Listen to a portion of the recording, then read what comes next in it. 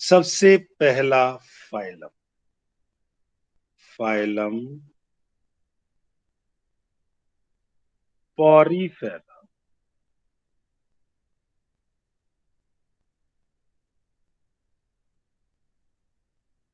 Porifera का हम जिक्र करने जा रहे हैं।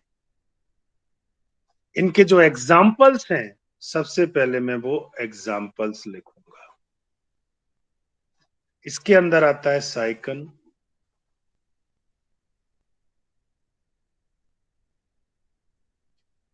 इसके अंदर आता है Spongilla,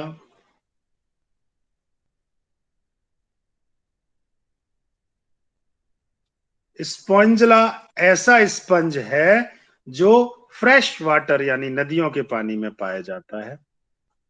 fresh water sponge.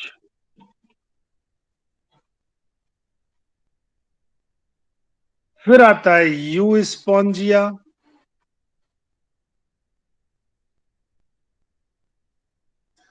You Spongia क्या है? बाथ, नहाने का स्पंज।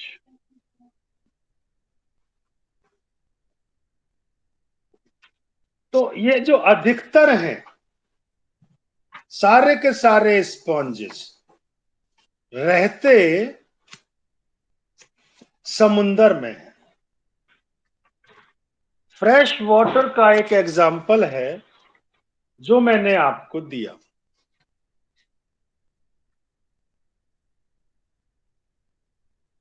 ठीक है, तो फ्रेश वाटर का जो है एग्जाम्पल दिया, वो सिर्फ स्पॉन्जिला हम उसके अंदर पढ़ा करते हैं। इसके अलावा एक और मैंने आपको बताया, वीनस फ्लावर बास्केट। ये कौन है? यू ब्लैक टेला।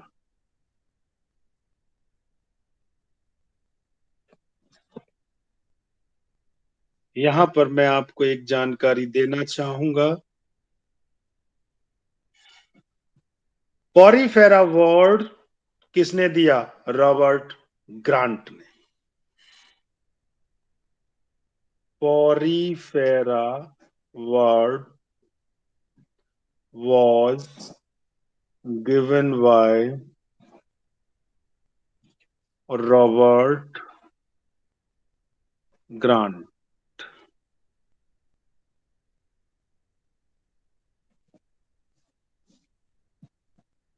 आगे ये जो फाइलम है Porifera, comprise of sponges. This phylum बना होता है comprises of sponges that have pores.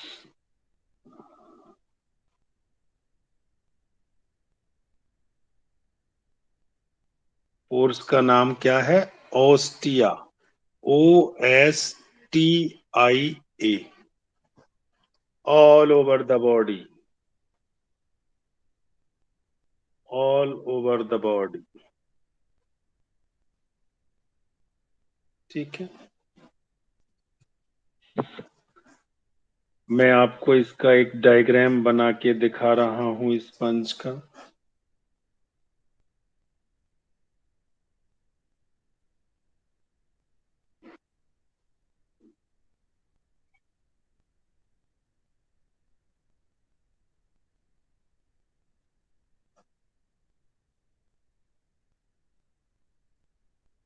ये स्पंज है, ये पोर है, छोटे छोटे छेद पूरी बॉडी पे।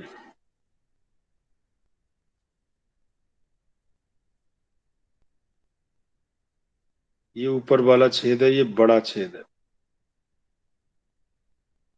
ठीक है। छोटे छेदों को कहते हैं ऑस्टिया। जो बड़ा वाला मेन है जिसे कहते हैं ऑस्कुलम। और पूरी बॉडी पे छोटे छोटे से दाने पाए जाते हैं, यानी कांटा जैसा स्ट्रक्चर, हल्के से स्पिक्यूल्स जैसा, स्पाइंस लाइक, जिससे ये खुरदरे रहते हैं। इनको कहते हैं स्पिक्यूल्स।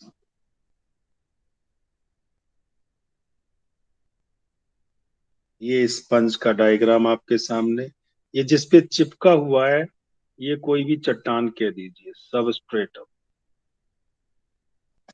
जिसपे ये बैठा हुआ है।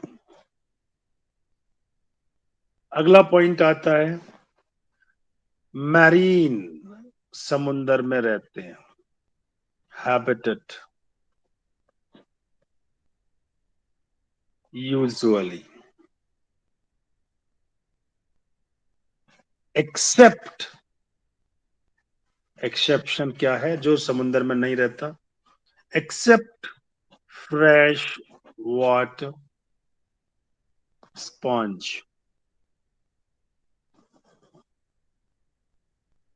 That is spongilla. नीट में बहुत बार आता है, फ्रेश वाटर स्पंज का नाम बताइए। अगली बात, ये मल्टी सेल्यूलर होते हैं।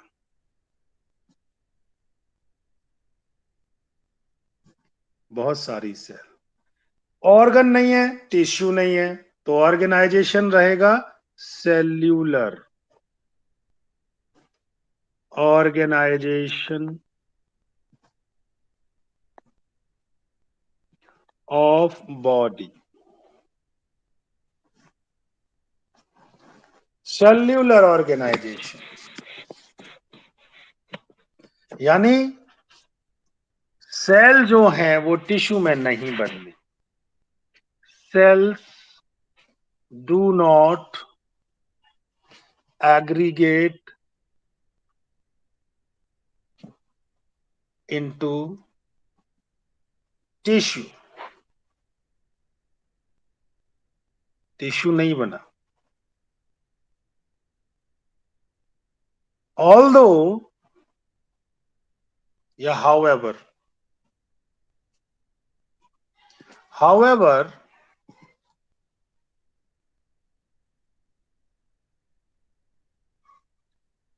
however some division of labor,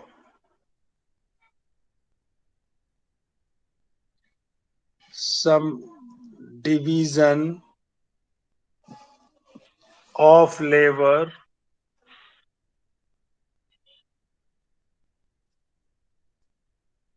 some division of labor is observed। अब ये डिवीजन ऑफ लेबर क्या है? डिवीजन ऑफ लेबर का मतलब होता है कि आपके स्कूल में अलग अलग काम करने वाले लोग होते हैं। कोई मैनेजर है, कोई प्रिंसिपल है, कोई पीएन है, कोई कुछ है, सबका काम अलग अलग है, लेकिन सभी इंसान है। ऐसे ही इसमें सेल में डिवीजन ऑफ लेबर है।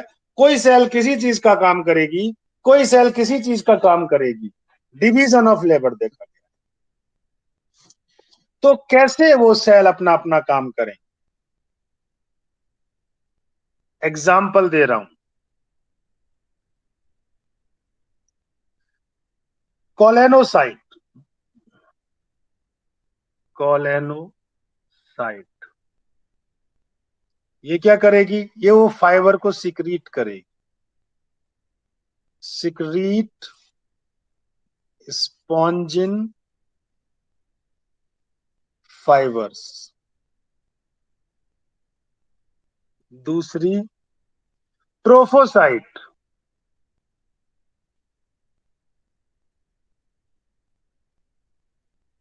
ये सेल हैं अलग अलग, साइट का मतलब सेल होता है। ये फूड प्रोवाइडर है।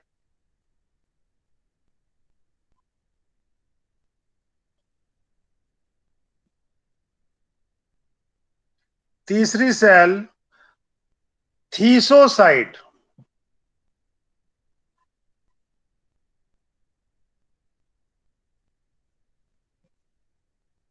ये फूड को स्टोर रखती है।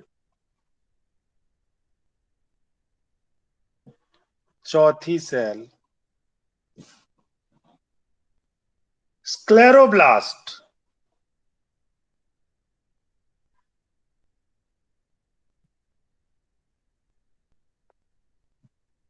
ये जो फाइबर वो स्पिक्यूल बने हुए थे वो बनाती है, स्पिक्यूल्स मेकर। ये डिवीजन ऑफ लेबर देखने को मिला, हर सेल अपना अलग अलग काम कर रही है, समझे। अगला पॉइंट, अब ये जो होते हैं एसिमेट्रिक होते हैं, सिमेट्री में पहले ही बता चुका हूं।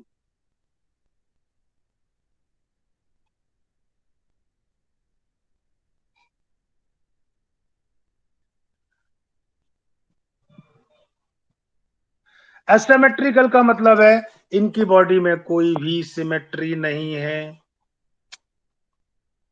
अगर इन्हें कहीं से भी काटें तो ये एक इक्वल हाफ में नहीं बट पाती।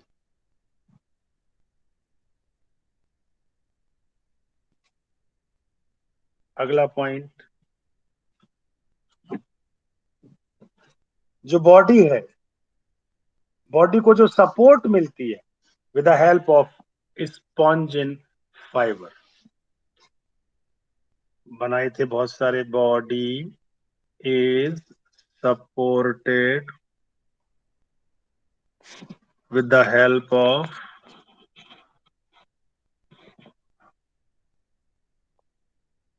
spongin फाइबर, इनसे इनको हेल्प मिलती है कि सपोर्ट रहने में बॉडी को।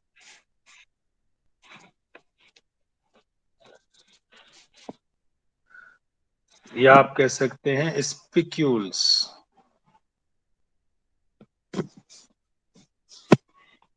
स्पॉन्जिन फाइबर जो स्पिक्यूल्स बना रहे थे उनसे इनको सपोर्ट मिलती है। एंड स्पिक्यूल लिख देता हूं आगे अलग से क्लियर करके, वहां पे वो आपको शायद राइटिंग समझ में ना आए। And spicule,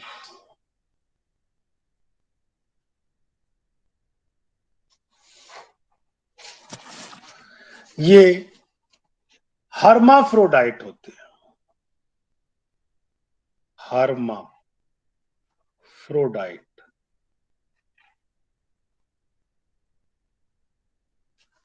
that is male female अलग अलग नहीं होते, एक ही में दोनों सेक्स पाए जाते हैं।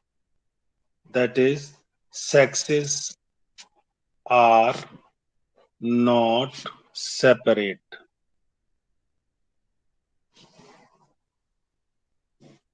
Same individual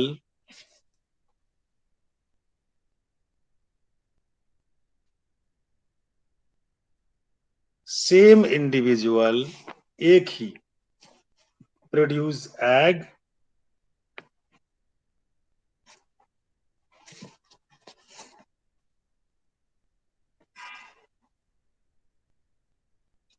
and sperm. एक ही इंडिविजुअल में अंदर दोनों चीज बन रही है तो फर्टिलाइजेशन भी शरीर के अंदर ही हो जाएगा। फर्टिलाइजेशन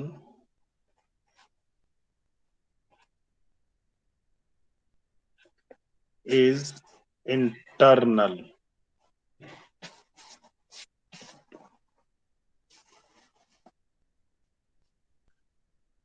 और जब ये अपने बच्चे देते, मैंने बताया था डायरेक्ट एंड इनडायरेक्ट डेवलपमेंट की कहानी मैंने बताई थी,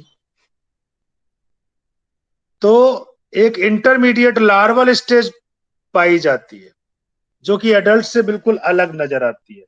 तो डेवलपमेंट डायरेक्ट हो गया, इनडायरेक्ट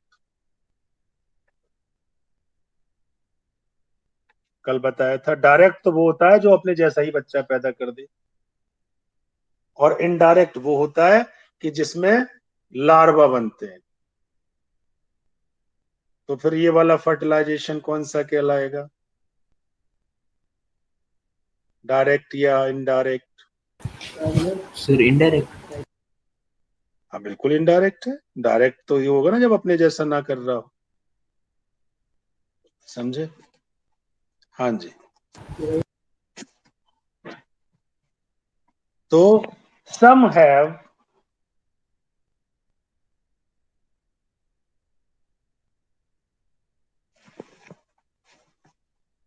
कुछ के अंदर, अधिकतर के अंदर के, मोस्टली कह दीजिए,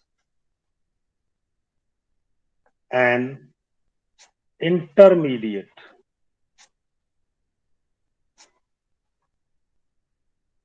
लार्वल स्टेज।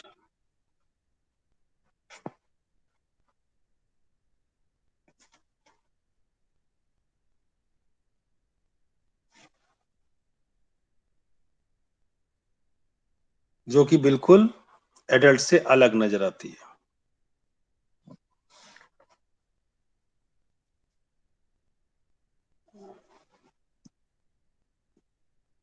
या आप कर दीजिए दे हैव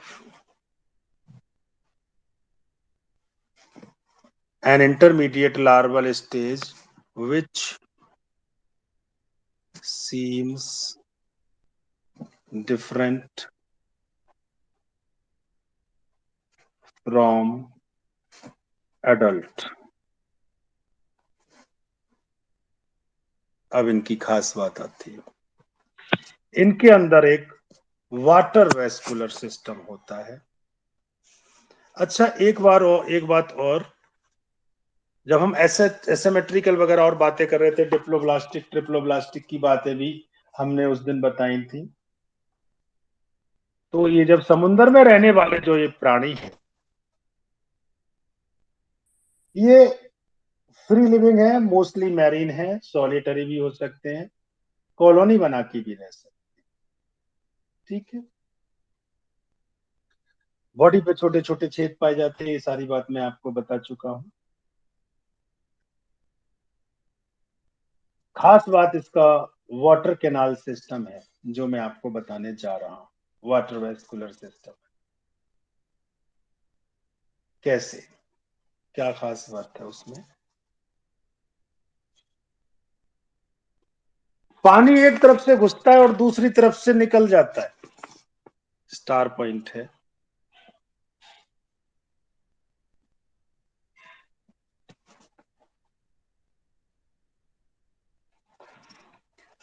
दे हैव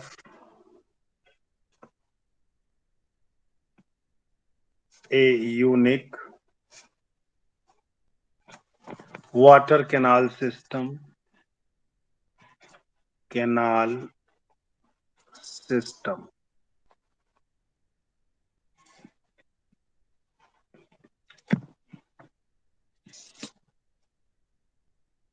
होता क्या है, body of sponge has numerous pour.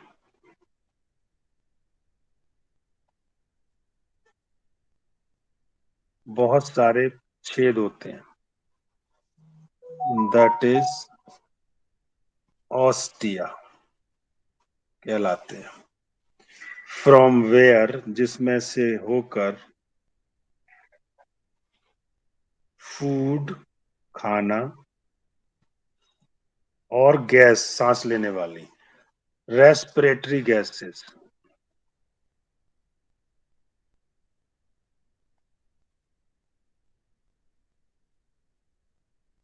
Enters. कहा, इनटू ए लार्ज कैविटी,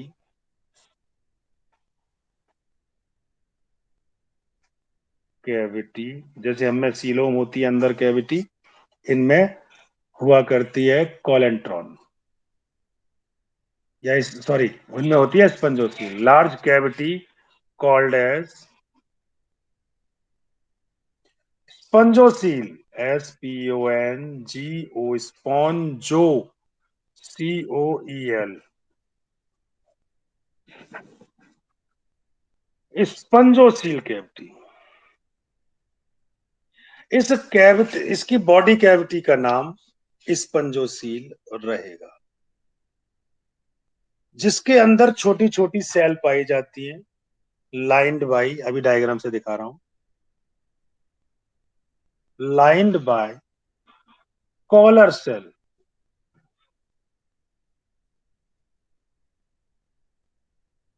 और कॉलर सेल का दूसरा नाम कॉनोसाइट। कॉनोसाइट।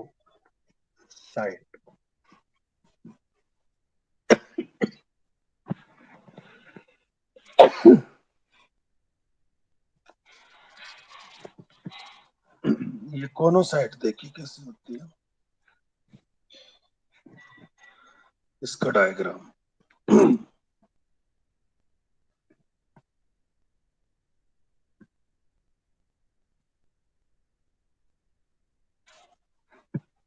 ये कॉलर है,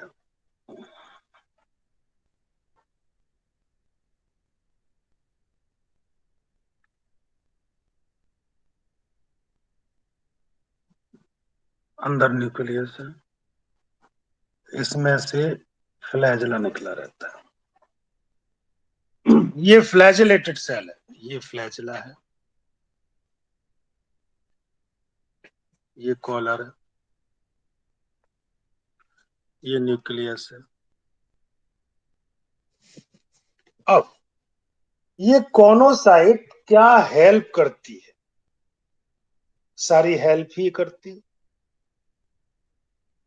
वाटर कैनाल सिस्टम चल रहा है, पानी एक तरफ से घुसता है,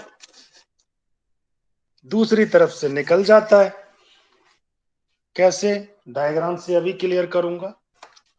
एक और बड़ा सा डायग्राम बना रहा हूं।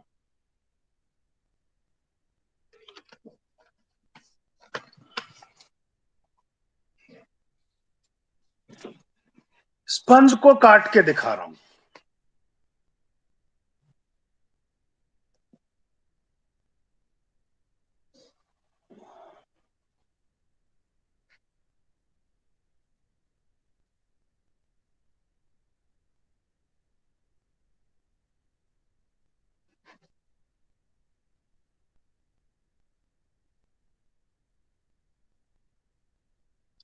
ये स्पंज की आउटलाइन बना रहा हूं। ये बीच बीच में जो मैं जगह छोड़ रहा हूं, यही ऑस्टिया है।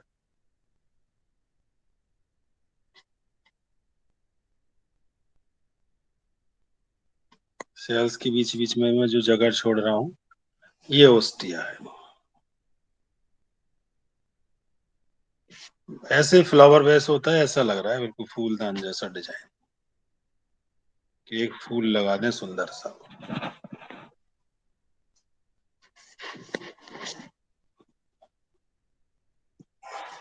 ये डिप्लोब्लास्टिक के तो डबल लेयर।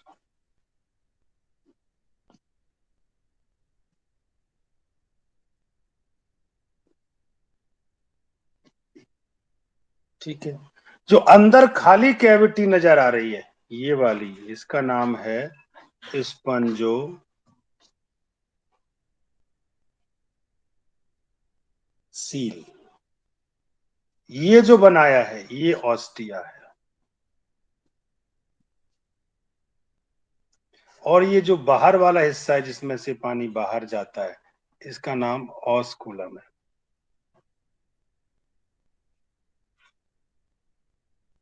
और इसमें अंदर जो सेल फंसी हुई है,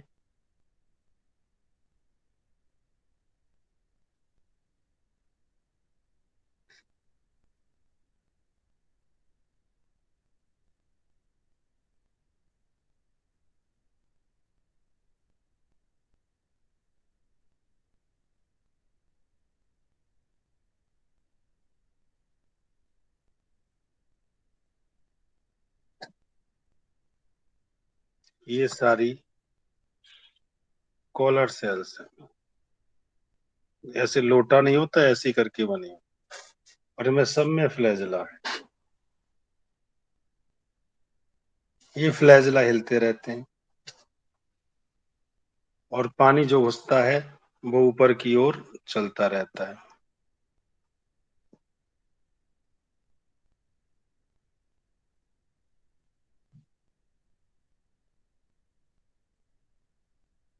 समझ में आ गया होगा आपको कि मैंने क्या बनाने की कोशिश की है। ये लाइंड बाई कोनोसाइट्स,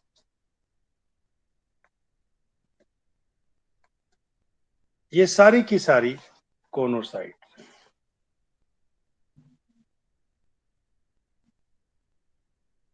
जिसका नाम कॉलर सेल भी है। जो वाटर है, जो छेद बने हुए हैं, इनमें से घुसेगा। यहां से वाटर एंटर, और यहां से स्पंजोसील से बाहर होता हुआ एग्जिट। ऐसे करके पानी बाहर चला जाता है। कहानी समझ में आ गई होगी। तो water moves out of the cavity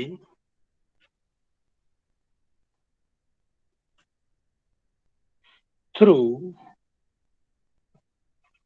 another opening called osculum।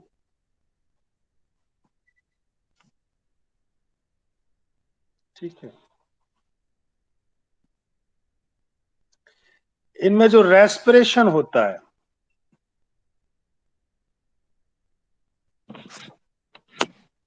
अब या तो एरोबिक होगा या एनोरोबिक होगा। एरोबिक, क्योंकि गैस अंदर आ रही है, is aerobic bye general body surface.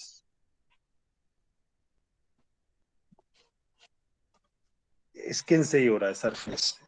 जो इनमें डाइजेशन होता है इज इंट्रासेल्यूलर, इंट्रासेल्यूलर, सेल के अंदर, takes place in food vacuole.